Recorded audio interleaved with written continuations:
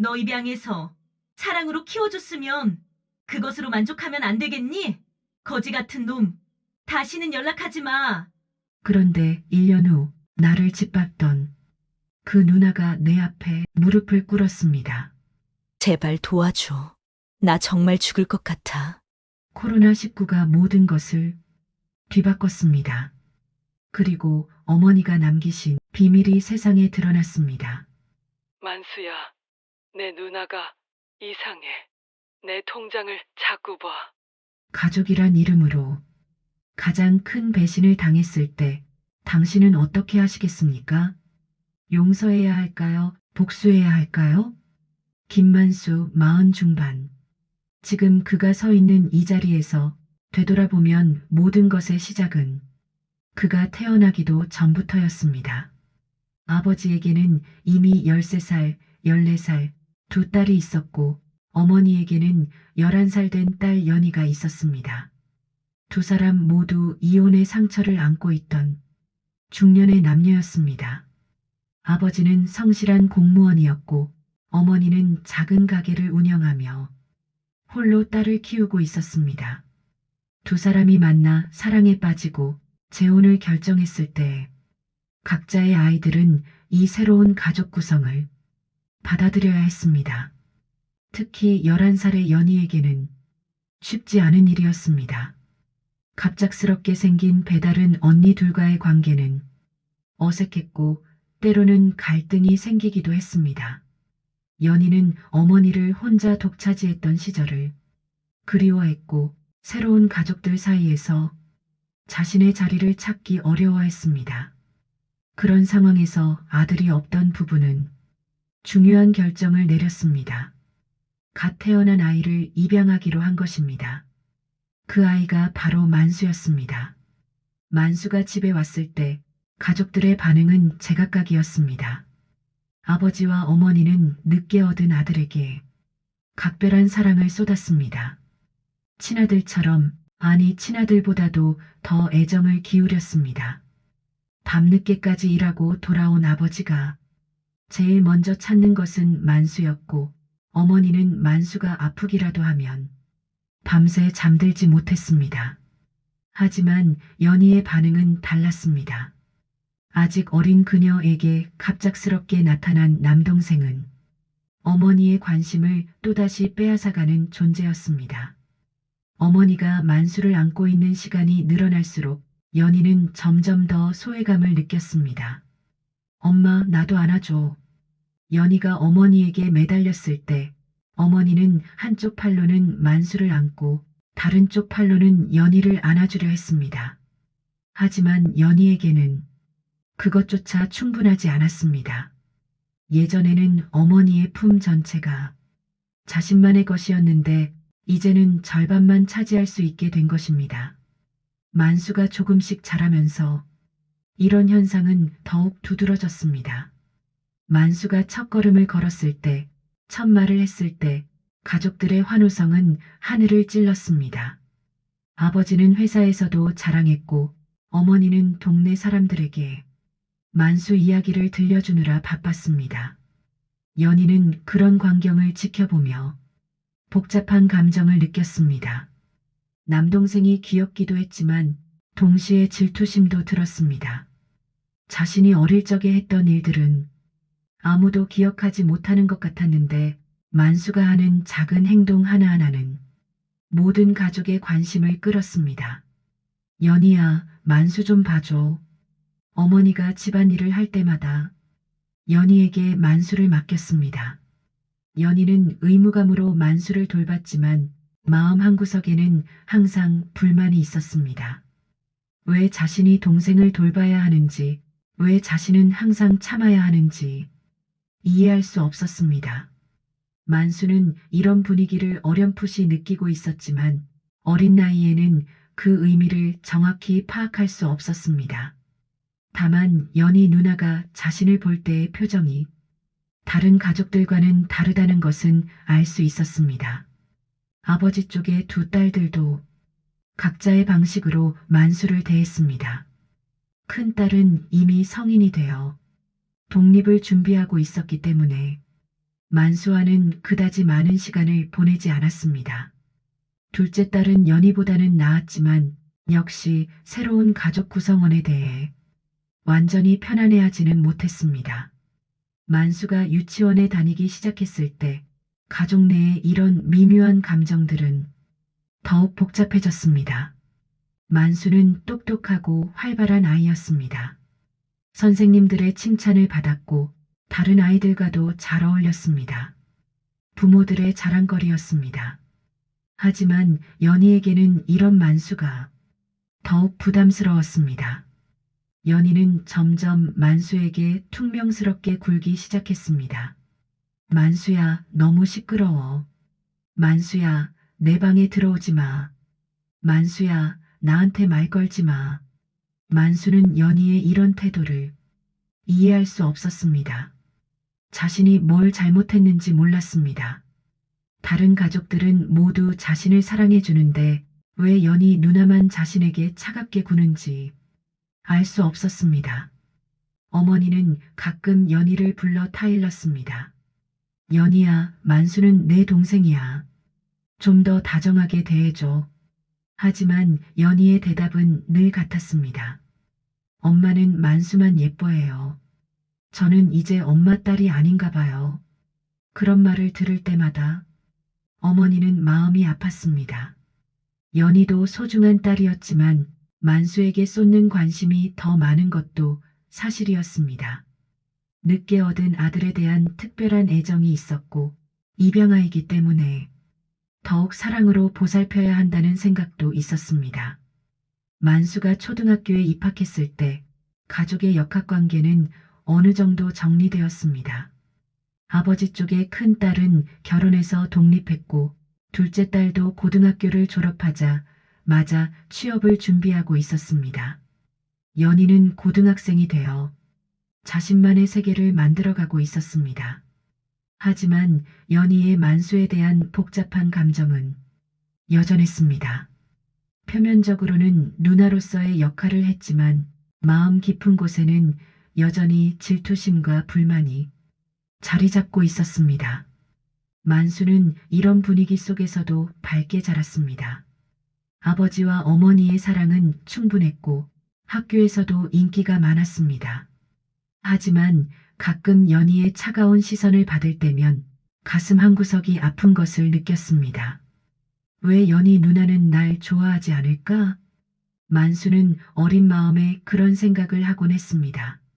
하지만 그 이유를 알기에는 아직 너무 어렸습니다. 시간이 흘러 만수가 중학생이 되었을 때 가족의 상황은 또 다른 변화를 맞았습니다.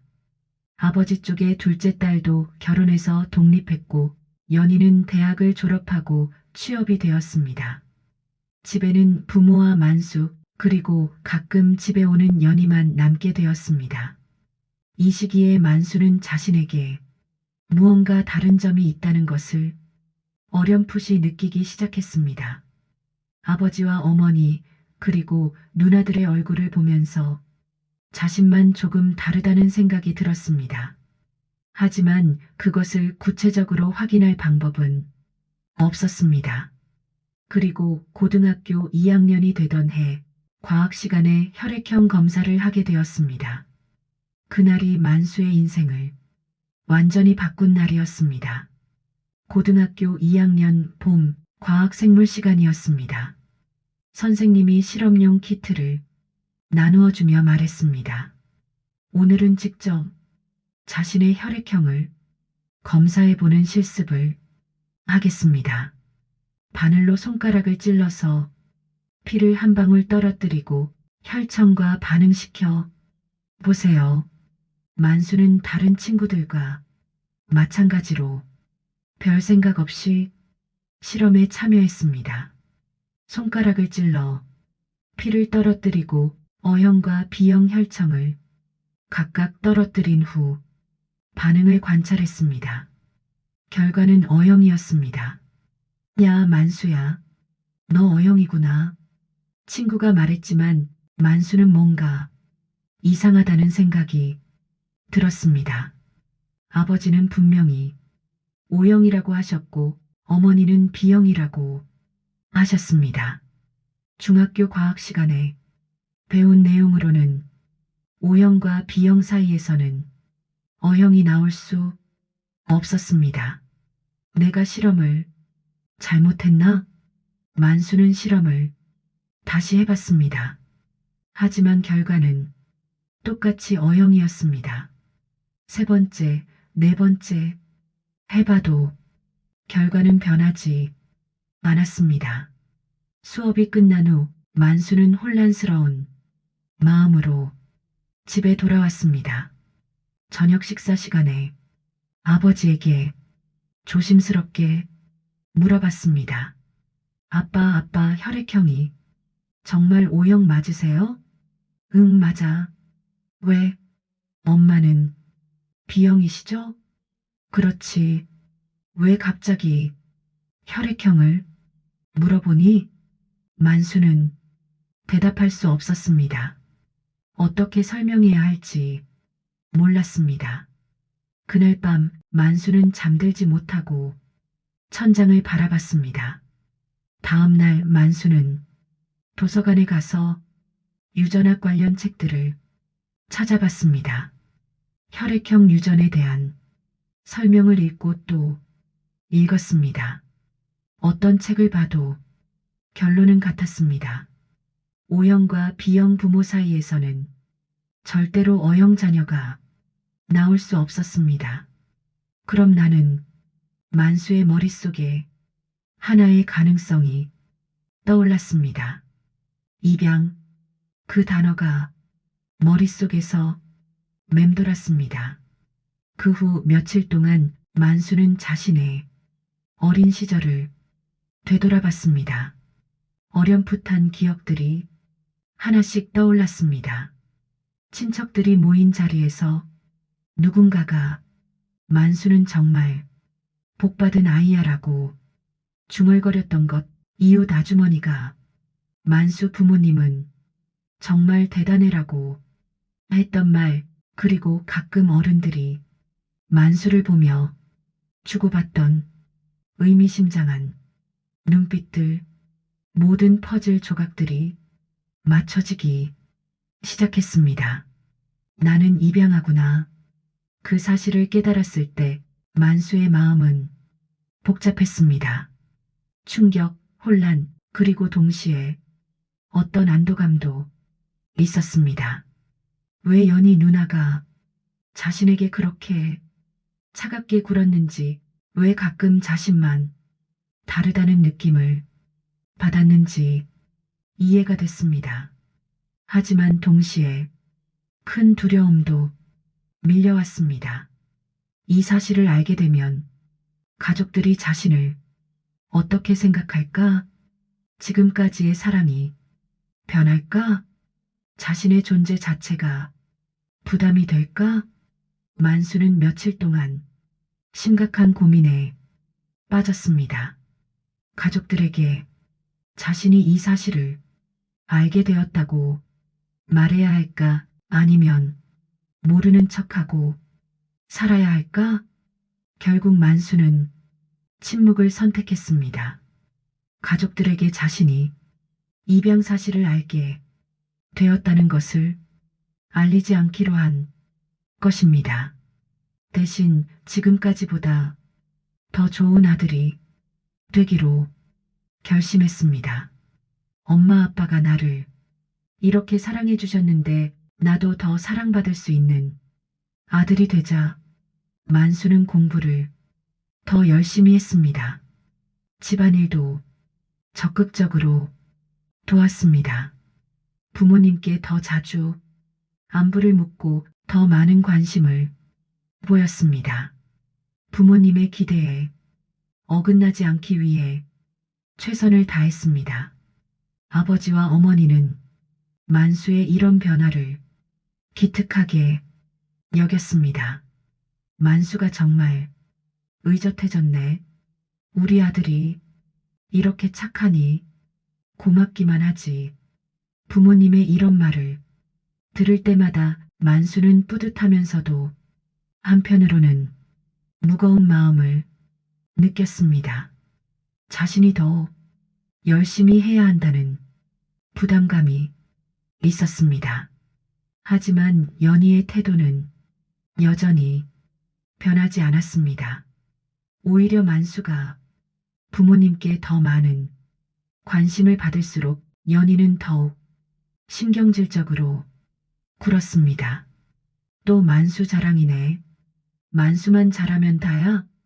연희의 이런 말들이 만수의 가슴을 찔렀습니다.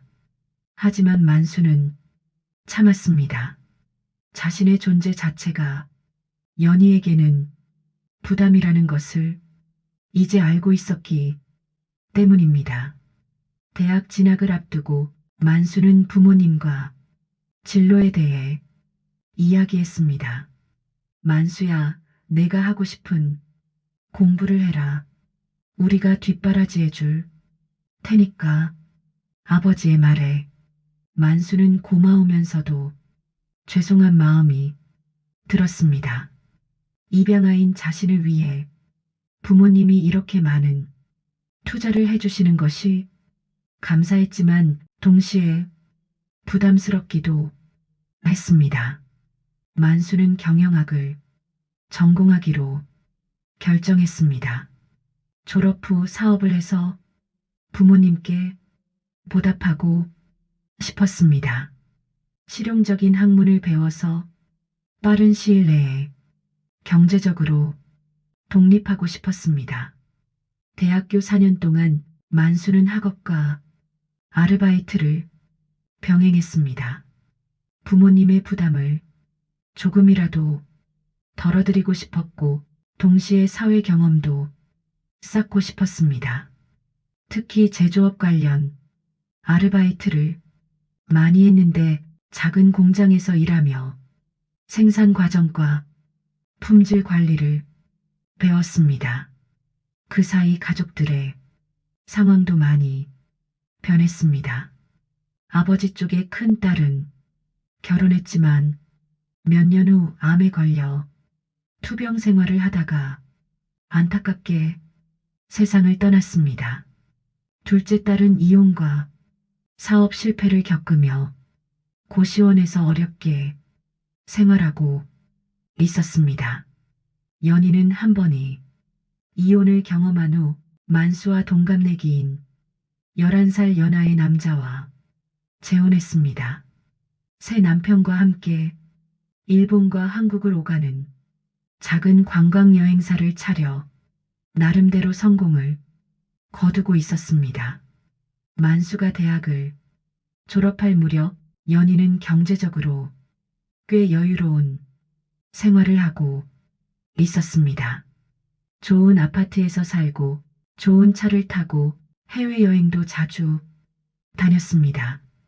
가끔 집에 올 때면 비싼 선물들을 가져와 부모님께 드렸습니다. 반면 만수는 졸업 후 작은 마스크 제조 공장을 창업했습니다. 대학 시절 아르바이트로 익힌 제조업 경험과 경영학 지식을 바탕으로 한 선택이었습니다. 초기에는 자본도 부족하고 주문도 많지 않아 어려웠지만 품질을 중시하고 성실하게 운영했습니다.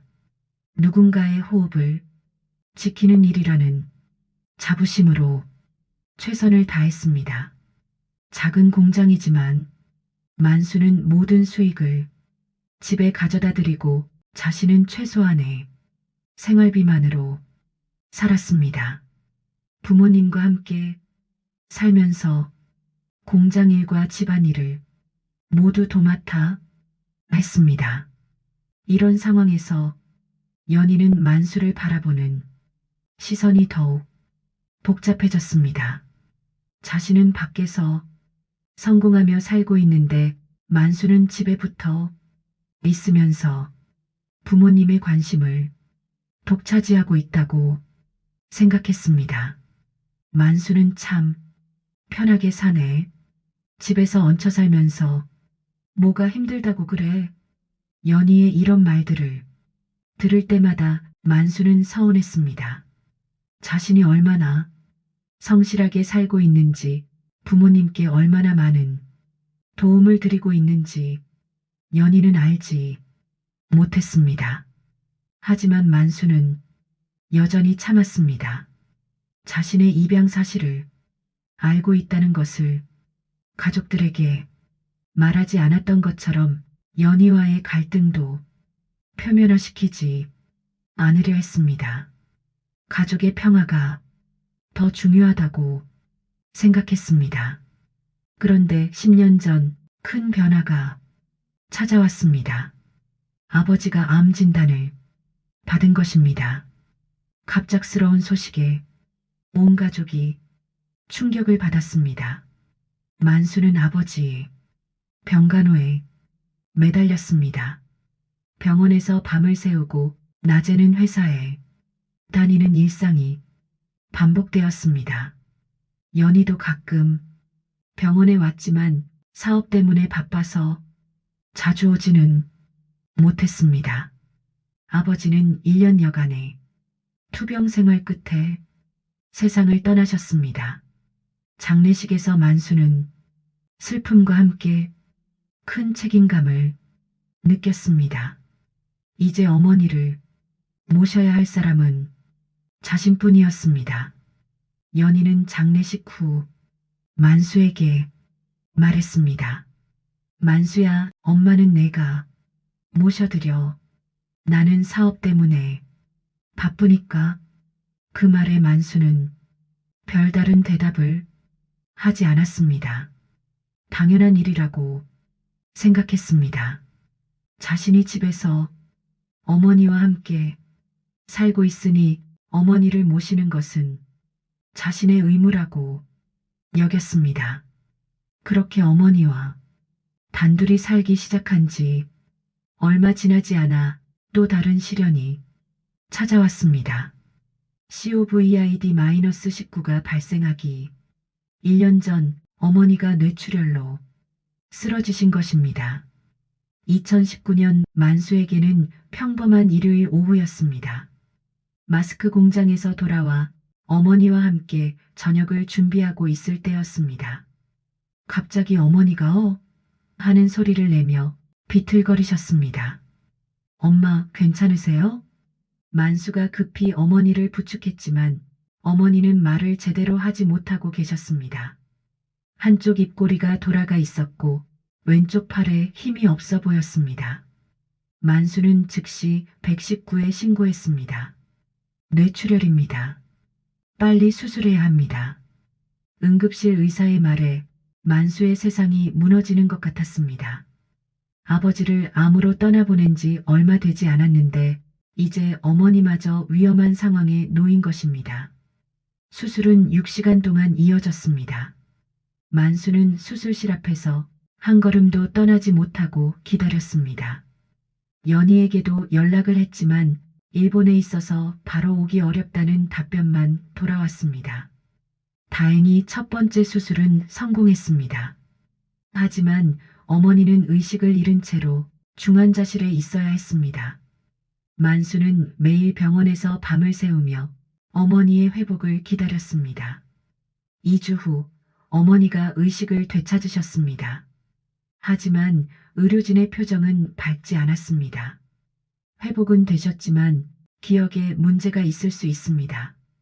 또한 재발 위험도 높은 상태입니다. 담당 의사의 설명대로 어머니는 심각한 치매 증상을 보이기 시작했습니다. 때로는 만수를 알아보지 못하셨고 때로는 30년 전 일을 오늘 일처럼 말씀하셨습니다. 가장 힘든 것은 어머니가 내 아들 어디 갔지? 라고 물으시는 것이었습니다. 만수가 바로 앞에 있는데도 말입니다. 그 후 몇 개월간 어머니는 여러 차례 더 수술을 받으셨습니다. 뇌출혈이 재발했고 그때마다 만수는 공장을 닫고 병원으로 달려갔습니다. 직원들에게는 미안했지만 어머니가 더 중요했습니다. 만수의 마스크 공장은 이런 상황에서 점점 어려워져 갔습니다. 만수가 병원에 있는 시간이 많아지면서 제대로 된 경영이 어려웠습니다. 주문은 줄어들었고 자금 상황도 넉넉하지 않았습니다. 사장님, 이달 월급이. 직원들이 조심스럽게 말을 꺼낼 때마다 만수는 마음이 아팠습니다. 어머니 병원비와 공장 운영비를 동시에 감당하기가 점점 버거워지고 있었습니다. 어머니가 퇴원하신 후에도 상황은 쉽지 않았습니다. 치매로 인해 24시간 돌봄이 필요했는데 요양보호사를 고용할 경제적 여유는 없었습니다. 만수는 낮에는 공장에서 일하고 밤에는 어머니를 돌보는 생활을 반복했습니다. 잠을 제대로 자지 못하는 날이 계속되었습니다.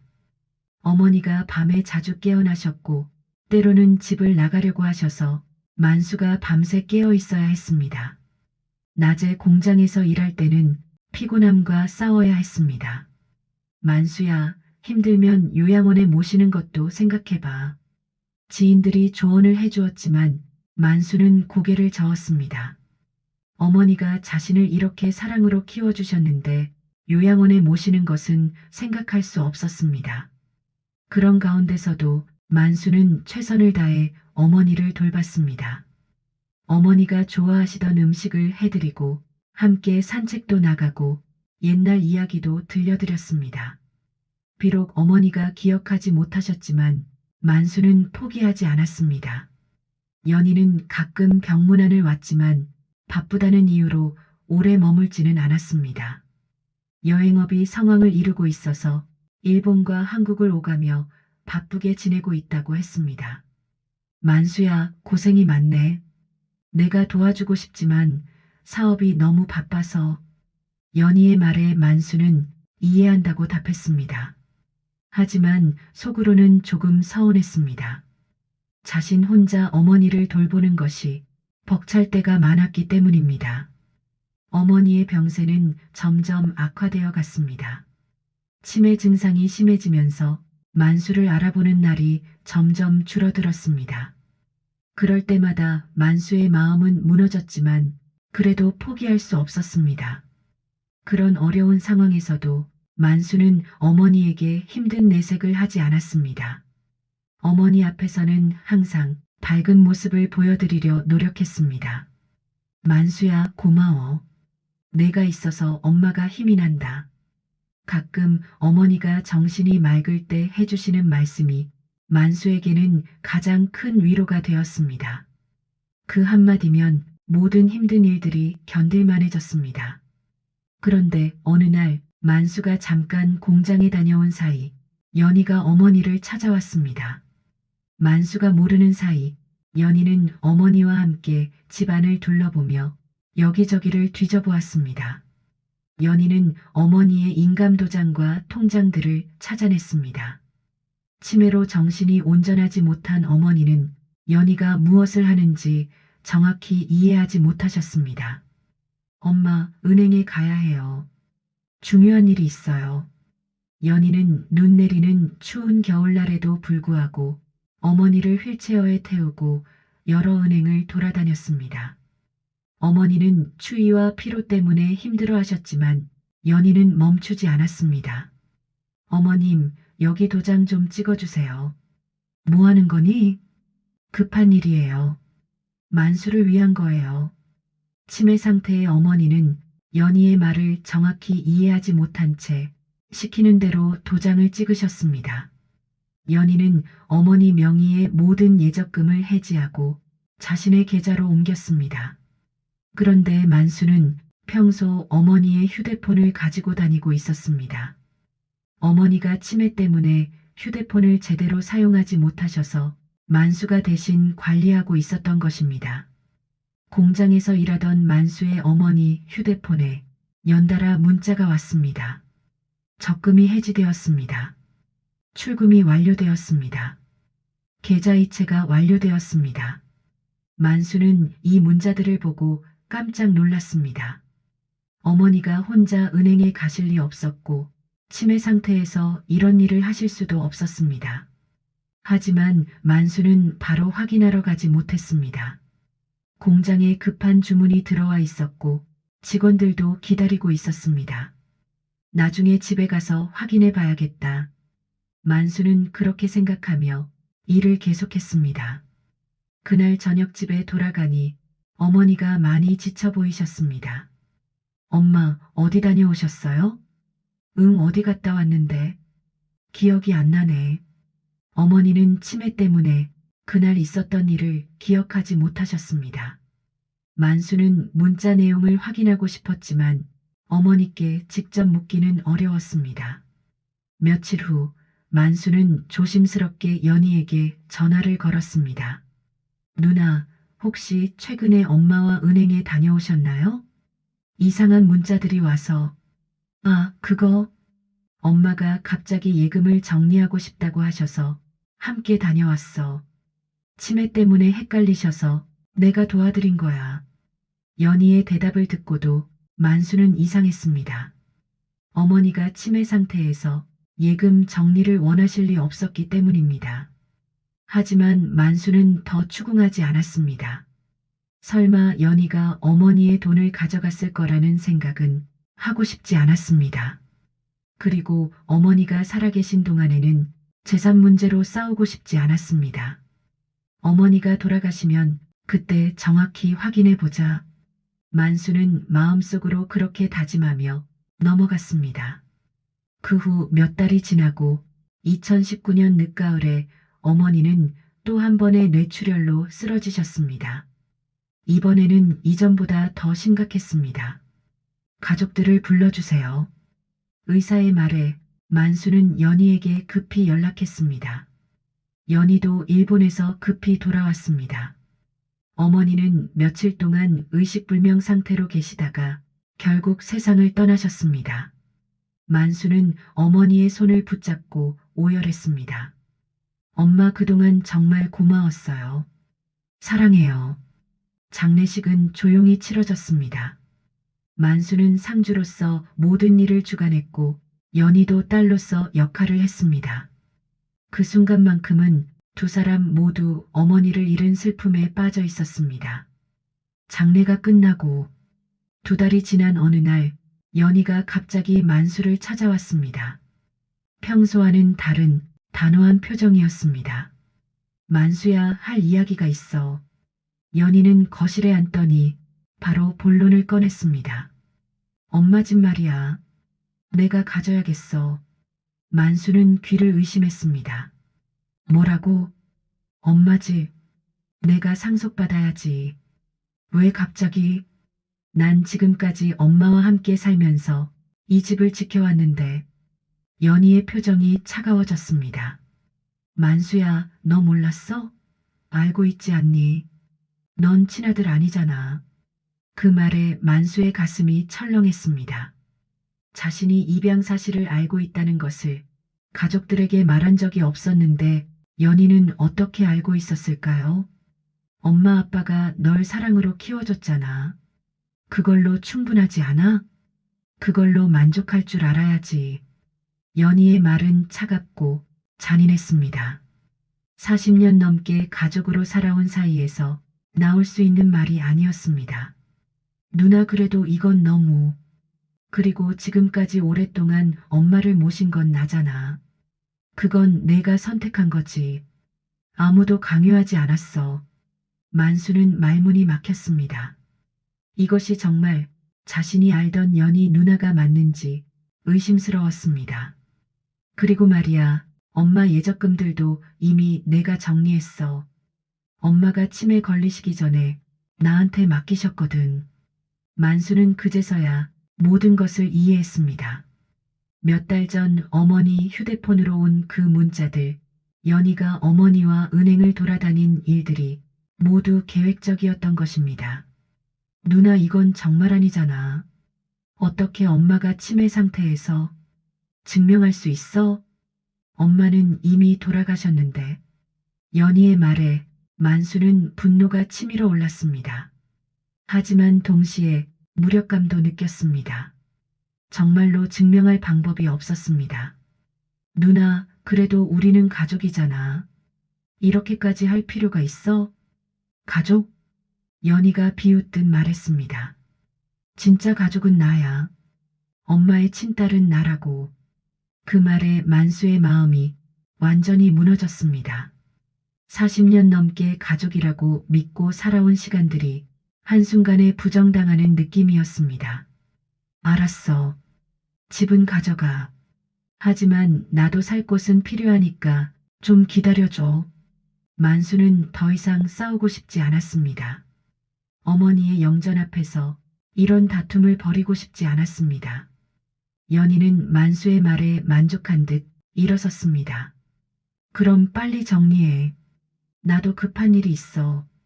연희가 떠나고 나서 만수는 혼자 거실에 앉아 멍하니 있었습니다. 어머니의 사진을 바라보며 눈물이 나왔습니다. 엄마, 이런 일이 일어날 줄 몰랐어요. 집을 잃은 것도 슬펐지만 더 큰 상처는 가족에게 버림받았다는 사실이었습니다. 자신이 그토록 믿었던 가족애가 한순간에 무너져 버렸습니다. 만수는 작은 원룸을 구해서 이사했습니다. 40년 넘게 살던 집을 떠나는 것이 이렇게 슬플 줄 몰랐습니다. 어머니와의 추억이 담긴 집을 떠나야 한다는 것이 가장 아팠습니다. 짐을 정리하면서 어머니의 물건들을 하나하나 보니 더욱 마음이 아팠습니다. 어머니가 아끼던 찻잔, 낡은 앨범들, 손때 묻은 성경책, 모든 것이 어머니의 사랑을 증명하는 증거들이었습니다. 엄마가 저를 얼마나 사랑해 주셨는데. 만수는 눈물을 닦으며 짐을 쌌습니다. 이사 후 만수의 마스크 공장 경영은 더욱 어려워졌습니다. 집을 잃고 원룸 보증금과 월세를 내야 하는 상황에서 자금 압박이 심해졌습니다. 어머니 간병으로 소홀했던 사업도 회복되지 않았습니다. 직원들에게 밀린 월급도 주지 못하는 상황이 계속되었습니다. 공장 임대료도 밀렸고 원자재 구입비도 부족했습니다. 매일 빚쟁이들의 전화를 받아야 했습니다. 사장님, 이번 달 월급은 언제 주실 건가요? 직원들의 걱정스러운 목소리를 들을 때마다 만수는 가슴이 아팠습니다. 성실하게 일하는 직원들에게 제때 월급을 주지 못하는 것이 가장 괴로웠습니다. 만수는 밤잠을 이룰 수 없었습니다. 어떻게 해야 이 상황을 헤쳐나갈 수 있을지 막막했습니다. 공장을 접어야 하나 고민했지만 그렇게 되면 직원들은 어떻게 되는지 걱정되었습니다. 결국 만수는 자존심을 버리고 연희에게 전화를 걸었습니다. 마지막 남은 가족에게 도움을 청하는 것 외에는 다른 방법이 없었습니다. 누나, 왜? 연희의 목소리는 차가웠습니다. 집을 가져간 후 더욱 냉담해진 것 같았습니다. 사업이 너무 어려워서 조금만 도움을 받을 수 있을까? 나중에 꼭 갚을게. 만수의 목소리는 떨리고 있었습니다. 이런 부탁을 하는 것 자체가 괴로웠습니다. 전화 너머로 연희의 한숨소리가 들렸습니다. 거지 같은 놈. 그 말에 만수는 순간 숨이 막혔습니다. 40년 넘게 가족으로 살았던 사람에게서 나온 말이라고는 믿을 수 없었습니다. 세상에 돈이 그렇게 쉬운 줄 알아? 연희의 목소리에는 혐오감이 담겨 있었습니다. 누나, 나는 정말 급해서 직원들 월급도 못 주고 있는 상황이야. 그건 내 잘못이지. 왜 나한테 떠넘기려고 해? 내가 무능해서 그런 거잖아. 연희의 말은 점점 더 매서워졌습니다. 다시는 연락하지 마. 우리 인연은 여기까지야. 전화가 끊어졌습니다. 만수는 한참 동안 휴대폰을 손에 들고 있었습니다. 거지 같은 놈이라는 말이 귓속에서 계속 맴돌았습니다. 지금껏 가족이라고 믿고 살았는데 결국 이런 말을 듣게 될 줄 몰랐습니다. 어머니를 정성껏 모시고 가족을 위해 최선을 다했다고 생각했는데 결국 이런 대접을 받게 되었습니다. 그날 밤 만수는 원룸에서 혼자 울었습니다. 어머니도 잃고 집도 잃고 이제 마지막 남은 가족마저 등을 돌렸습니다. 정말 혼자가 되어버린 것 같았습니다. 엄마, 저 어떻게 살아야 할까요? 만수는 어머니의 사진을 바라보며 중얼거렸습니다. 답은 들리지 않았지만 그래도 어머니가 자신을 지켜보고 계실 거라는 믿음만은 잃지 않으려 했습니다. 하지만 포기할 수는 없었습니다. 아직 공장이 있었고 직원들이 있었습니다. 어떻게든 이 어려운 시기를 버텨내야 했습니다. 그래, 포기하면 안 돼. 어머니가 그렇게 사랑해 주셨는데 포기할 수는 없어. 만수는 눈물을 닦고 일어났습니다. 내일 또 공장에 가서 일해야 했습니다. 직원들이 기다리고 있었습니다. 그런데 2020년 초 예상치 못한 일이 일어났습니다. 코로나 바이러스가 전 세계에 확산되기 시작된 것입니다. 처음에는 또 다른 시련이 시작되는 줄 알았습니다. 하지만 이 위기가 만수에게는 인생 최대의 기회가 되었습니다. 2020년 3월부터 만수의 삶은 완전히 달라졌습니다. 코로나가 확산되면서 마스크 수요가 폭발적으로 늘어났습니다. 그동안 어렵게 운영해온 작은 마스크 공장에 하루 종일 주문 문의가 쏟아졌습니다. 사장님, 마스크 100만 장 가능한가요? 100만 장도 할 수 있나요? 단가는 상관없어요. 언제까지 납품 가능한지만 알려주세요. 전화를 받을 때마다 만수는 믿기지 않았습니다. 몇 달 전까지만 해도 직원들 월급 주기도 어려웠는데 이제는 주문이 너무 많아서 선별해야 하는 상황이 되었습니다. 하지만 만수는 신중했습니다. 갑작스러운 호황에 현혹되어 무리하다가는 오히려 큰 낭패를 볼 수도 있다는 것을 알고 있었습니다. 품질을 지키자, 약속한 납기를 지키자, 그리고 직원들을 제대로 대우하자. 만수는 이 세 가지 원칙을 정했습니다. 아무리 주문이 많아도 품질을 떨어뜨리지 않았고 무리한 납기는 받지 않았습니다. 먼저 직원들의 월급부터 제대로 주었습니다. 밀렸던 월급도 모두 지급하고 추가 수당도 주었습니다. 직원들의 표정이 밝아지는 것을 보니 만수도 기뻤습니다. 사장님 정말 고생 많으셨어요. 어려운 시기에도 저희를 믿고 기다려주셔서 감사합니다. 직원들의 고마운 말을 들을 때마다 만수는 그동안의 고생이 보상받는 것 같았습니다. 공장 시설도 차근차근 개선해 나갔습니다. 낡은 기계를 새 것으로 바꾸고 생산 라인도 확충했습니다. 하지만 무리하게 확장하지는 않았습니다. 단계적으로 안정적으로 키워나갔습니다. 누군가의 호흡을 지키는 일이니까 정성을 다해야 해. 만수는 여전히 이 일에 대한 자부심을 잃지 않았습니다. 돈을 벌기 위한 사업이 아니라 사회에 기여하는 의미 있는 일이라고 생각했습니다. 몇 달이 지나자 만수의 경제 상황은 완전히 바뀌었습니다. 밀렸던 모든 빚을 갚았고 새로운 집도 구했습니다. 어머니와 함께 살았던 집만큼 크지는 않았지만 깨끗하고 쾌적한 아파트였습니다. 엄마, 이제 좀 나아졌어요. 만수는 어머니의 사진 앞에서 중얼거렸습니다. 어머니가 보고 계시다면 기뻐하실 것 같았습니다. 한편 연희의 상황은 정반대였습니다. 코로나 확산으로 인한 국경 봉쇄와 여행 금지 조치로 연희의 관광업은 큰 타격을 받았습니다. 일본과 한국을 오가던 여행 상품들이 모두 취소되었고 예약했던 고객들에게는 환불해줘야 했습니다. 여보, 이번 달 임대료는 어떻게 하지?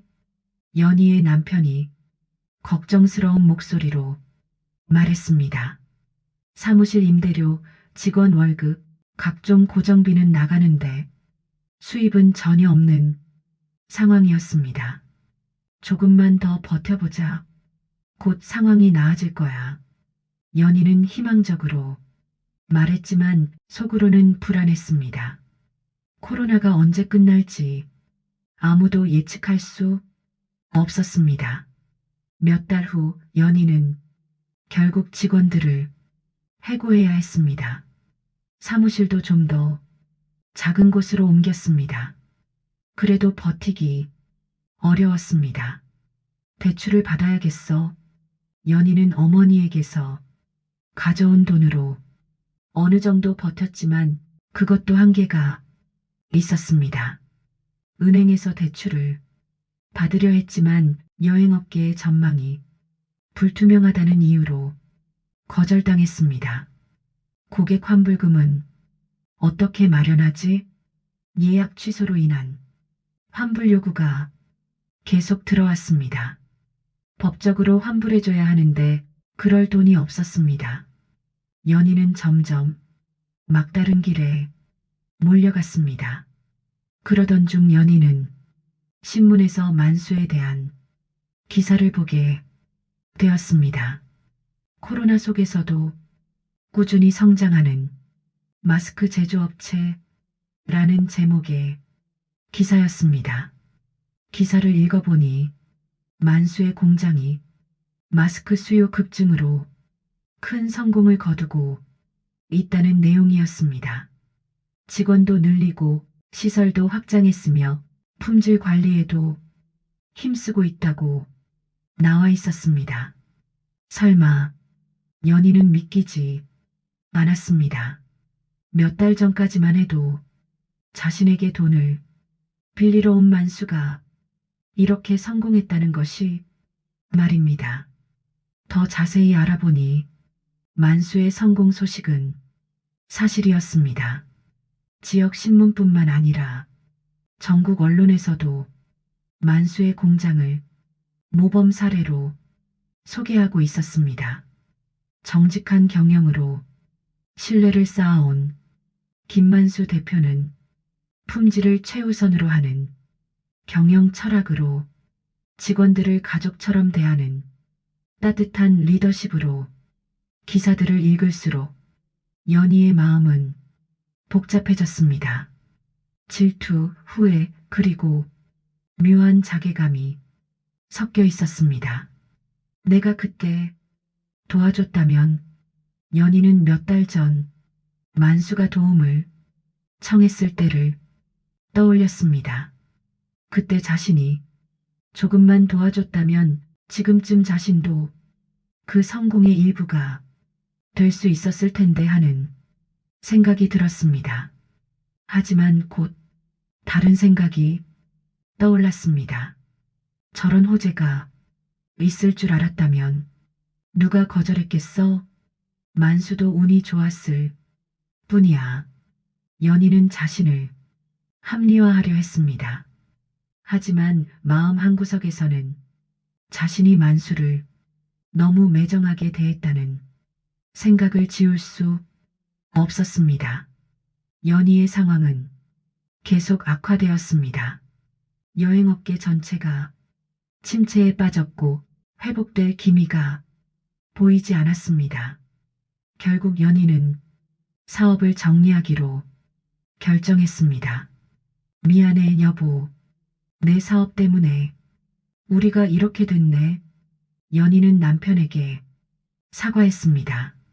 남편은 말없이 연희의 어깨를 두드려줬지만 그의 표정에서도 실망감을 읽을 수 있었습니다. 사업 정리 과정에서 연희는 많은 돈을 잃었습니다. 고객 환불금, 임대료, 각종 위약금까지 치르고 나니 어머니에게서 가져온 돈도 거의 남지 않았습니다. 이제 어떻게 살지? 연희는 절망에 빠졌습니다. 그동안 경제적으로 여유롭게 살았는데 갑자기 무일푼이 된 것 같았습니다. 남편과의 관계도 소원해졌습니다. 경제적 어려움이 가정에 미치는 영향은 생각보다 컸습니다. 대화도 줄어들고 사소한 일로도 다투게 되었습니다. 우리 잠깐 떨어져 있는 게 어떨까? 결국 남편이 먼저 이별을 제안했습니다. 연희는 반대하고 싶었지만 현실적으로 어려운 상황에서 남편에게 더 이상 부담을 주고 싶지 않았습니다. 알았어. 상황이 정리되면 다시 얘기하자. 연희는 체면상 자연스럽게 넘어갔지만 속으로는 큰 상처를 받았습니다. 혼자가 된 연희는 작은 원룸으로 이사했습니다. 그동안 살던 좋은 아파트, 비싼 차, 명품들을 모두 정리해야 했습니다. 몇 년 전까지만 해도 상상도 할 수 없었던 일이었습니다. 이게 정말 내 인생인가? 연희는 원룸에 앉아 멍하니 생각했습니다. 불과 1년 전만 해도 성공한 사업가로 여유롭게 살고 있었는데 이제는 내일 끼니 걱정을 해야 하는 신세가 되었습니다. 그런 와중에도 만수의 성공 소식은 계속 들려왔습니다. 마스크 공장이 더 커졌고 해외 수출도 시작했다고 했습니다. 지역 경제 활성화에 기여한 공로로 상도 받았다고 했습니다. 만수가 저렇게 성공할 줄 누가 알았겠어. 연희는 복잡한 마음으로 중얼거렸습니다. 질투와 후회 그리고 묘한 자부심이 섞여 있었습니다. 자신이 어렸을 때부터 알고 지낸 만수가 성공한 것이 전혀 기쁘지 않은 것은 아니었습니다. 하지만 동시에 자신의 처지와 비교되어 더욱 초라함을 느꼈습니다. 만수에게 거지 같은 놈이라고 했던 자신의 말이 부메랑이 되어 돌아오는 것 같았습니다. 내가 이럴 때가 아니야. 뭔가 해야 해. 연희는 다시 일어서려 했습니다. 새로운 일을 찾아보고 다시 시작할 방법을 모색했습니다. 하지만 50대 중반의 나이에 여행업 외에는 별다른 경력이 없는 상황에서 새로운 시작은 쉽지 않았습니다. 몇 달간 구직 활동을 했지만 번번이 좌절했습니다. 나이, 경력 단절, 사업 실패 경험 등이 모두 불리하게 작용했습니다. 이럴 줄 알았으면 연희는 후회가 밀려왔습니다. 만수에게 그렇게 매정하게 굴지 말았어야 했다는 생각이 들었습니다. 적어도 가족으로서 최소한의 예의는 지켰어야 했다는 생각이 들었습니다. 하지만 이미 늦었습니다. 자신이 만수에게 한 말들, 집을 빼앗은 일, 돈을 거절한 일들을 되돌릴 수는 없었습니다. 그런데 어느 날 연희는 중요한 소식을 들었습니다. 만수가 어머니가 살던 집을 다시 사들였다는 것이었습니다. 만수가 엄마 집을 다시 샀다고? 이웃에게서 들은 소식이었습니다. 만수가 연희로부터 그 집을 다시 사서 깨끗하게 리모델링했다고 했습니다. 그 집에서 어머님 추도 예배도 지내더라고. 정말 효자야. 이웃의 말을 들으며 연희는 복잡한 감정에 휩싸였습니다. 만수가 어머니를 그리워하고 있다는 것, 그리고 경제적 여유가 생기자 가장 먼저 어머니와의 추억이 담긴 집을 되찾았다는 것이 연희의 마음을 흔들었습니다. 만수는 정말 좋은 아들이었는데 연희는 어릴 때를 떠올렸습니다. 만수가 얼마나 착하고 순수한 아이였는지, 어머니를 얼마나 사랑했는지 기억났습니다. 자신이 질투 때문에 그런 만수를 괴롭혔다는 것이 부끄러웠습니다. 연희의 경제적 상황은 계속 악화되었습니다. 구직도 쉽지 않고 저축도 바닥이 났습니다. 원룸 월세도 밀리기 시작했습니다. 이대로 가면 정말 어떻게 되는 거지? 연희는 불안에 떨었습니다. 지금까지 이런 경제적 궁핍을 경험해 본 적이 없었기 때문에 더욱 막막했습니다. 그런 상황에서 연희의 머릿속에는 한 사람이 계속 떠올랐습니다. 만수, 자신의 유일한 가족이자 지금은 성공한 사업가가 된 만수. 하지만 자신이 만수에게 어떻게 했는지 생각하면 쉽게 연락하기 어려웠습니다. 거지 같은 놈이라고 모욕하고 집을 빼앗고 도움을 거절했던 자신이 이제 와서 도움을 청한다는 것이 부끄러웠습니다. 하지만 그래도 가족이잖아. 연희는 자신을 합리화하려 했습니다. 가족이니까 과거 일은 잊고 서로 도와야 한다고 생각했습니다. 하지만 쉽게 연락하지는 못했습니다. 자존심도 있었고 만수가 자신을 어떻게 생각할지도 걱정되었습니다. 그러다가 정말 막다른 상황에 몰렸을 때 연희는 마침내 결심했습니다. 만수에게 연락해야겠다고. 2021년 여름 만수는 새로 확장한 공장에서 바쁜 하루를 보내고 있었습니다. 마스크 수요가 여전히 높아 직원들과 함께 품질 검사를 하고 있을 때 사무실 직원이 조심스럽게 다가왔습니다.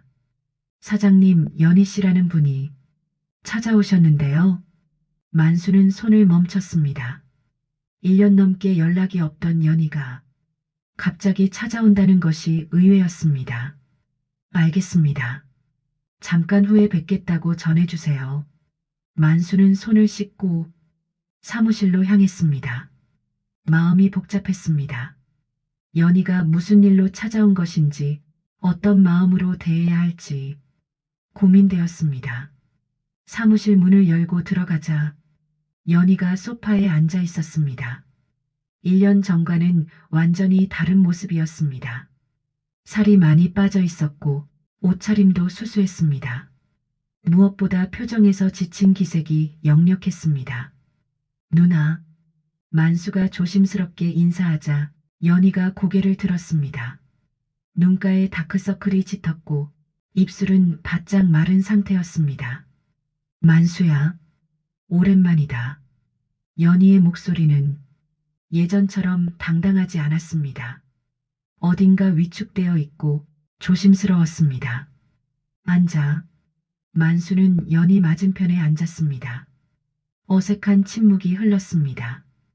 1년 전에 마지막 통화가 두 사람 사이에 무겁게 자리하고 있었습니다. 사업, 잘 되고 있구나. 연희가 먼저 말을 꺼냈습니다. 만수는 고개를 끄덕였습니다. 그럭저럭요. 신문에도 나고 상도 받았다던데. 연희가 자신이 만수의 소식을 꾸준히 접하고 있었다는 것을 드러냈습니다. 만수는 의외였지만 별다른 반응을 보이지 않았습니다. 운이 좋았어요.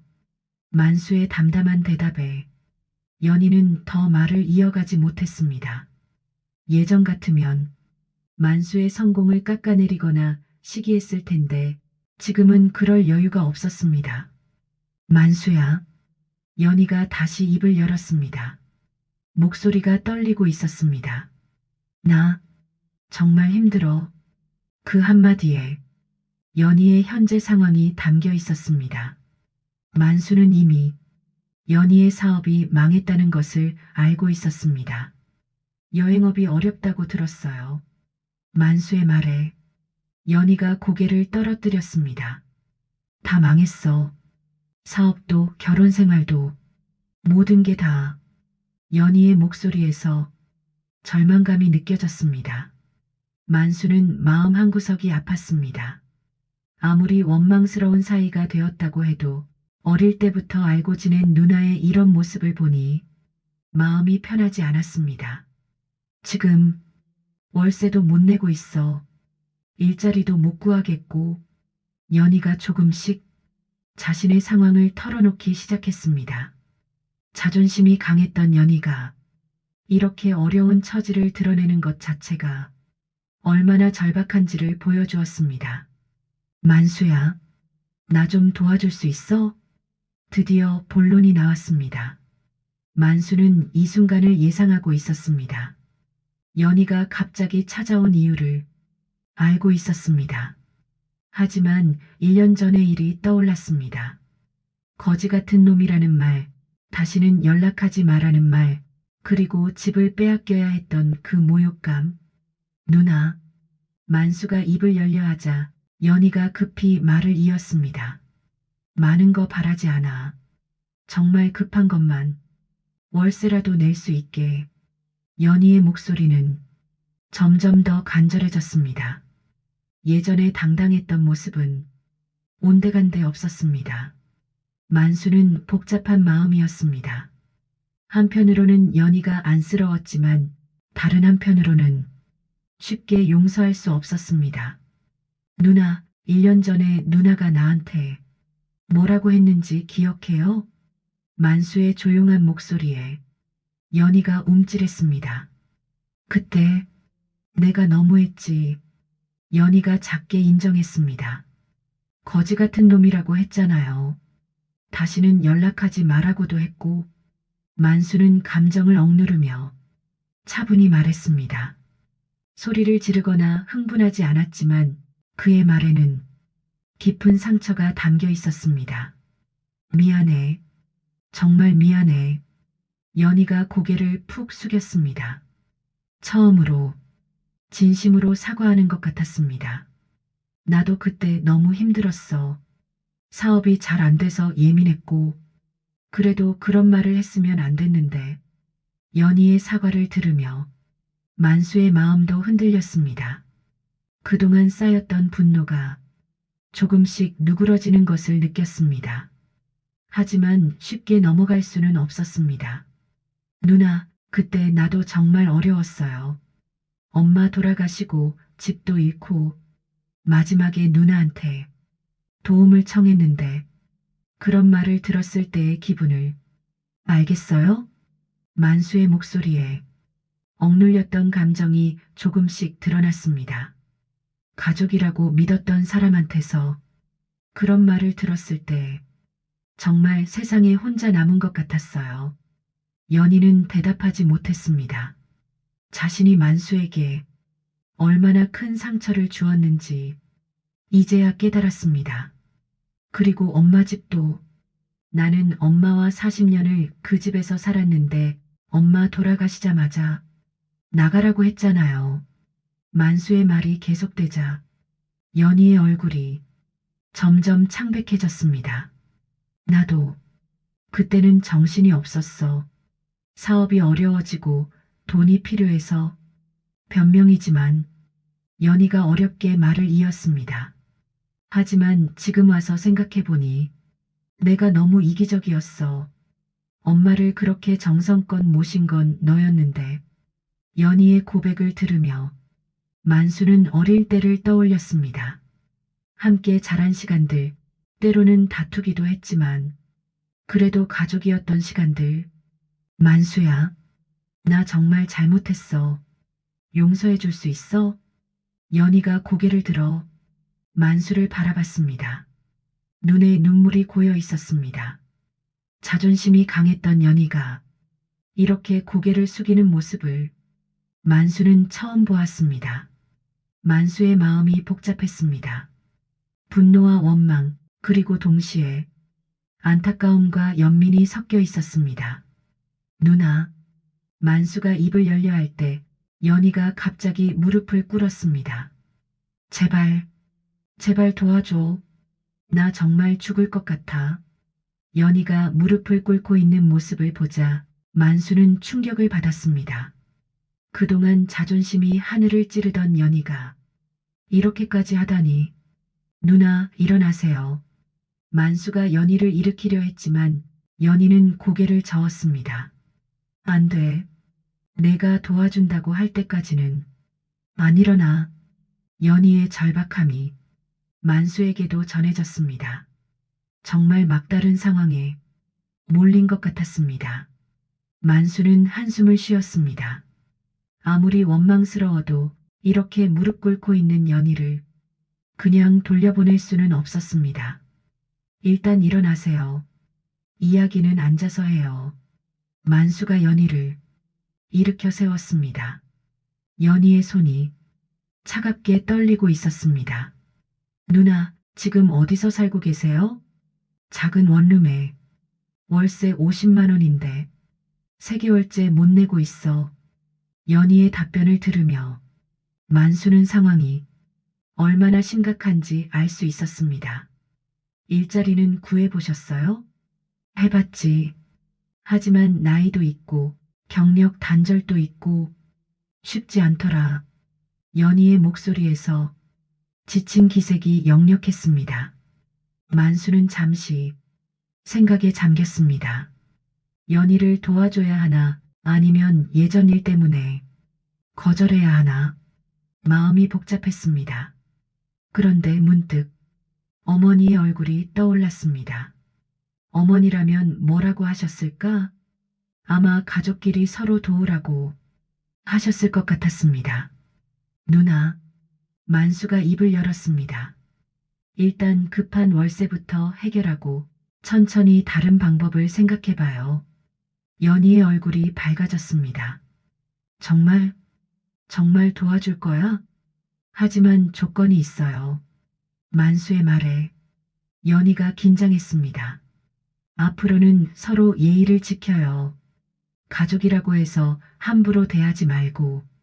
당연하지. 당연해. 연희가 급히 대답했습니다. 그리고 이번이 마지막이에요. 다시는 이런 일이 없도록 누나도 노력해야 해요. 알겠어. 정말 고마워, 만수야. 연희가 눈물을 닦으며 고마워했습니다. 하지만 만수의 마음 한구석에는 여전히 의구심이 남아 있었습니다. 연희가 정말로 변한 것일까? 아니면 어려울 때만 이러는 것일까? 일단 도와주고 지켜보자.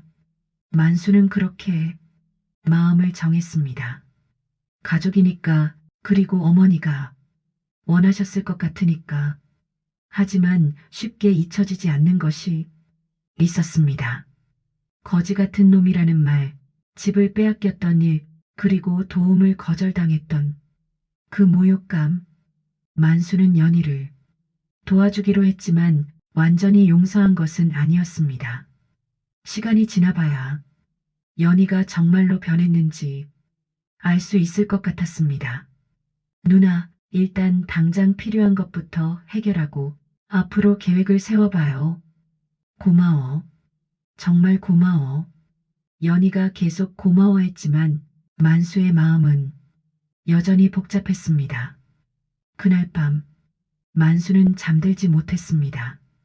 연희를 도와주는 것이 옳은 일인지 아니면 너무 쉽게 용서하는 것인지 고민이 되었습니다. 어머니 사진 앞에서 만수는 중얼거렸습니다. 엄마, 제가 잘하고 있는 건가요? 대답은 들리지 않았지만 만수는 어머니가 원하는 것이 무엇인지 알 것 같았습니다. 가족이 서로 미워하기보다는 용서하고 화해하기를 바라셨을 것입니다. 하지만 그것이 쉽지 않다는 것도 만수는 알고 있었습니다. 상처는 쉽게 아물지 않으니까. 2022년 겨울, 눈이 소복이 쌓인 어느 날이었습니다. 연희 누나를 도와주기로 한 지 1년이 지났는데 그녀는 여전히 제게 의존하며 살고 있었습니다. 오늘도 생활비를 달라는 연희의 전화를 받고 한숨을 쉬며 엄마가 쓰시던 낡은 서랍장을 정리하고 있었습니다. 이것도 이제 버려야겠지. 그런데 서랍 깊숙한 곳에서 뭔가 걸리는 게 있었습니다. 비닐에 꽁꽁 쌓인 묵직한 봉투였습니다. 조심스럽게 열어보니 작은 수첩과 작은 녹음기 그리고 은행 서류 뭉치가 들어 있었습니다. 수첩 첫 장에 어머니의 떨리는 글씨가 보였습니다. 만수야, 내가 이걸 볼 때쯤이면 엄마는 아마 하늘나라에 있겠지. 엄마가 정신이 온전할 때 꼭 남기고 싶은 말이 있어. 가슴이 철렁했습니다. 녹음기의 재생 버튼을 눌렀습니다. 만수야, 엄마야. 2019년 11월 15일이야. 오늘은 정신이 맑구나. 먼저 미안하구나, 만수야. 내가 지독한 치매라는 게 너무나 견디기 힘들단다. 너를 너무 힘들게 하는 건 아닌지 걱정이 앞선다. 내 정신이 언제 또다시 흐려질지 모르니 내가 마지막으로 해야 할 일을 해야 할 것 같구나. 엄마의 목소리에 눈물이 났습니다.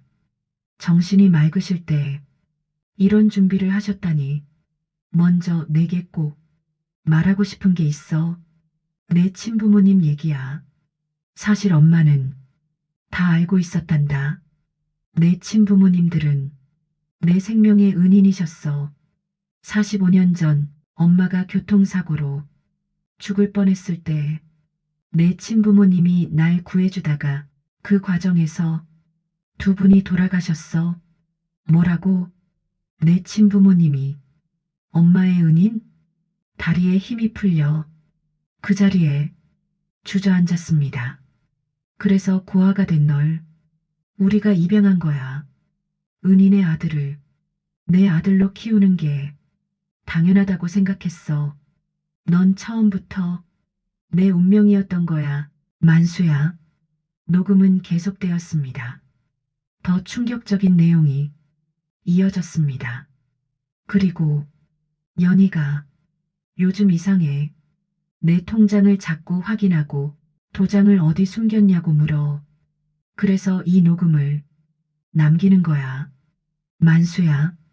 그리고 수첩 사이에 껴놓은 변호사 사무실에 연락을 해보거라. 뒷일을 부탁했단다. 손이 떨렸습니다.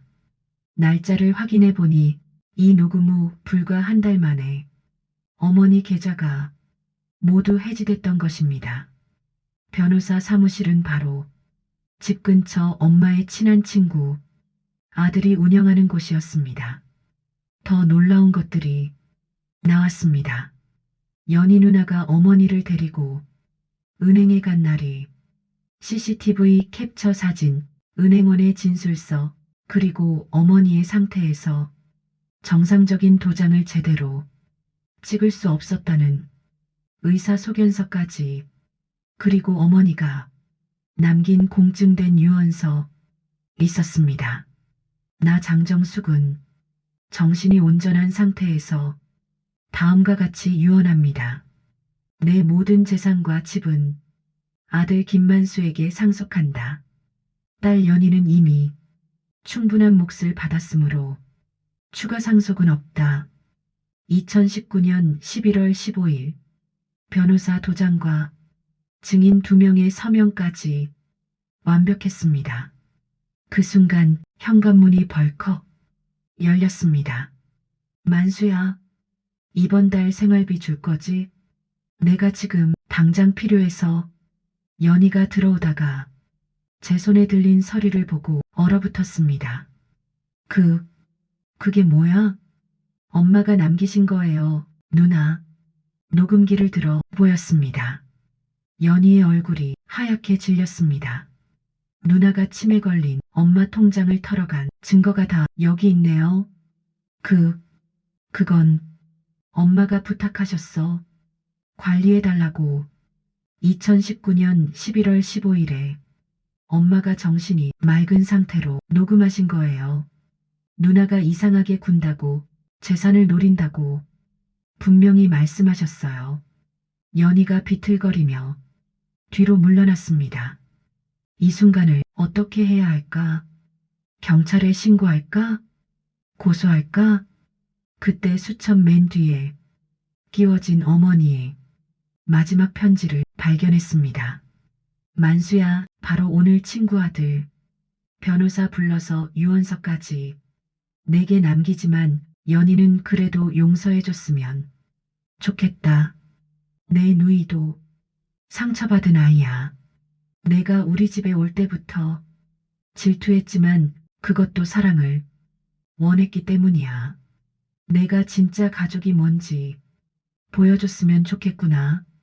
편지를 읽는 제 눈에서 눈물이 흘렀습니다. 연희 누나는 그 틈을 타 도망치려 했지만 제가 불렀습니다. 누나, 연희가 멈춰섰습니다. 엄마가 누나를 용서하래요. 뭐라고? 연희가 돌아봤습니다. 믿을 수 없다는 표정이었습니다. 하지만 조건이 있어요. 제가 천천히 일어섰습니다. 어머니의 뜻을 따르되 정의도 세워야 했습니다. 누나가 급하게 처분한 엄마 집, 내가 다시 사들였어요. 그리고 그 집은 엄마가 한 동네에서 같이 어울렸던 어르신들과 치매 환자, 가족들을 위한 쉼터로 만들 겁니다. 이미 관할 관청의 서류 작업도 끝났고 공장 수익금 일부를 쉼터 운영비로 쓸 예정이에요. 누나는 거기서 거주도 하면서 3년간 어르신들 돌봄 봉사하세요. 엄마를 속인 죄값입니다. 연희의 눈에서 눈물이 흘렀습니다. 분노인지 수치심인지 후회인지 알 수 없었습니다. 그렇게 꼭 나를 그렇게 그런 일 시켜야겠어? 누나, 이게 경찰서 가는 것보다 나아요. 변호사님께서 사문서 위조, 사기, 존속재산 편취, 최소 3년 이상의 실형도 가능하답니다. 연희가 무릎을 꿇었습니다. 1년 전처럼 또 무릎을 꿇었지만 이번엔 달랐습니다. 미안해. 정말 미안해. 만수야. 처음으로 진심이 느껴지는 사과였습니다. 엄마, 이게 맞는 건가요? 이렇게 하는 게 창밖을 보니 눈이 더 세차게 내리고 있었습니다. 어머니가 하늘에서 답해주시는 것 같았습니다. 다음 날 저는 변호사를 만나 모든 서류를 정리했습니다. 연희와의 합의서도 작성했습니다. 그리고 일주일 후 어머니 기일에 친척들이 모두 모였습니다. 묘소 앞에서 연희가 울며 고백했습니다. 엄마, 죄송해요. 동생 만수를 질투하고 재산을 탐낸 불효녀를 용서해 주세요. 친척들이 수군거렸지만 저는 연희의 손을 잡아 일으켰습니다. 이제 됐어요, 누나. 엄마도 용서하셨을 거예요. 그날 밤 집으로 돌아와 엄마의 사진 앞에 앉았습니다. 엄마, 제가 잘한 건가요? 누나를 용서한 게 맞나요?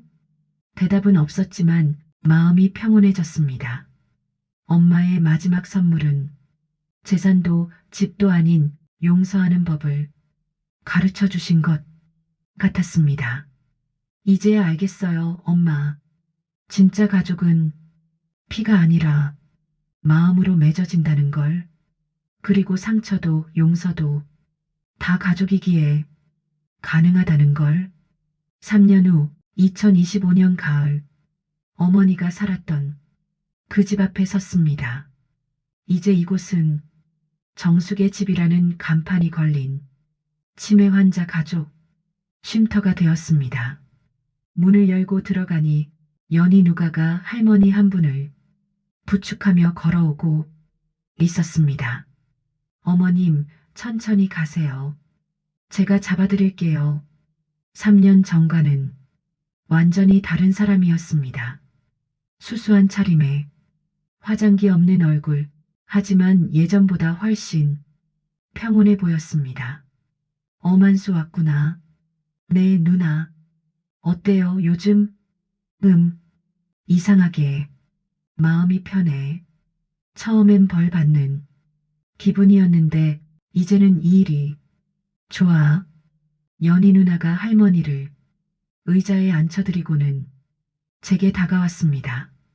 특히 이 할머니, 우리 엄마랑 비슷해. 가끔 딸을 못 알아보시거든. 그럴 때마다 우리 엄마 생각이 나. 연희의 눈가가 촉촉해졌습니다. 그때 엄마가 얼마나 외로우셨을까. 나를 못 알아보실 때 만수 너만 옆에 있었잖아. 이제야 내가 얼마나 힘들었을지 알겠어. 누나도 이제 알았구나. 엄마의 마음을, 그리고 내 마음을. 마당으로 나가니 직원들이 치매 환자 가족들과 함께 차를 마시고 있었습니다. 그들의 얼굴에는 잠시나마 편안함이 보였습니다. 사장님, 오셨어요? 제 공장 직원 하나가 손을 흔들었습니다. 네, 그들도 가끔 이곳에 와서 봉사를 합니다. 우리가 만든 마스크가 사람들의 숨을 지켜준다면 이곳은 마음을 지켜주는 곳이니까요. 직원들에게 늘 하는 말입니다. 저녁 무렵 어머니 방이었던 곳으로 올라갔습니다. 이제는 상담실이 되었지만 창문 밖 풍경은 그대로였습니다. 책상 위에 액자가 하나 있었습니다. 어머니, 아버지, 그리고 어린 시절이 저와 연희가 함께 찍은 사진이었습니다. 연희가 새로 가져다 놓은 것 같았습니다. 그때는 몰랐지. 우리가 진짜 가족이 되어가고 있었다는 걸. 그때 연희가 들어왔습니다. 만수야, 내년이면 3년이야. 약속대로 그만둬도 되지? 그럼요. 약속은 약속이니까. 근데 나 계속하려고. 이 일이 의외의 말에 놀라 연희를 봤습니다. 여기 오는 가족들 보면서 많이 배워. 치매 환자를 끝까지 돌보는 사람들. 그게 진짜 가족이더라. 피는 상관없어. 마음으로 연결된 사람들이 진짜 가족이야. 연희가 창밖을 보며 말을 이었습니다. 너도 그랬잖아. 피 한 방울 안 섞였는데도 엄마를 끝까지 모셨어. 나는 친딸이면서도 도망쳤는데. 누나, 이제야 깨달았어. 엄마가 왜 너를 그렇게 사랑하셨는지. 넌 처음부터 진짜 아들이었어. 나보다 더. 연희 누나의 고백에 가슴이 뜨거워졌습니다. 해가 질 무렵 엄마의 묘소를 찾았습니다. 연희 누나와 나란히 섰습니다. 엄마, 저 만수예요. 이제 연희 누나와도 잘 지내고 있어요. 엄마가 원하셨던 것처럼 우리 진짜 가족이 됐어요. 연희도 꽃을 놓으며 말했습니다. 엄마, 미안해요. 그리고 고마워요. 만수라는 동생을 남겨주셔서. 공장으로 돌아가는 차 안에서 생각했습니다. 피로 맺어진 인연도 소중하지만 마음으로 맺어진 인연은 더 소중하다. 어머니가 내게 가르쳐 주신 것처럼. 핸드폰이 울렸습니다. 직원의 전화였습니다. 사장님, 이번엔 유럽에서 대량 주문이 들어왔습니다. 우리 회사가 이제 정말 크게 될 것 같아요. 고생 많았어요. 내일 다 같이 회식해요. 직원들의 환호성이 전화기 너머로 들렸습니다. 이들도 이제 내 가족이다. 함께 일하고 함께 성장하는 차창 밖으로 엄마가 그토록 사랑했던 이 도시, 야경이 펼쳐졌습니다. 불빛 하나하나가 누군가의 가족, 누군가의 이야기일 것입니다. 엄마, 이제 알았어요. 가족은 선택하는 거라는 걸. 그리고 용서하고 사랑하기로 선택할 때 우리는 진짜 가족이 되는 거라는 걸. 이 이야기를 읽으신 여러분, 혹시 지금 이 순간 용서하지 못한 가족이 있으신가요? 화해하지 못한 형제가, 연락이 끊긴 친척이 있으신가요? 만수와 연희의 이야기는 특별한 것이 아닙니다. 우리 모두의 이야기입니다. 상처받고 배신당하고 그래도 다시 손을 내미는 그것이 가족이니까요. 피는 물보다 진하다고 하지만 때로는 마음이 피보다 진할 때가 있습니다. 오늘 그동안 미뤄왔던 그 전화를 한번 걸어보시는 건 어떨까요? 당신의 진짜 가족은 누구입니까?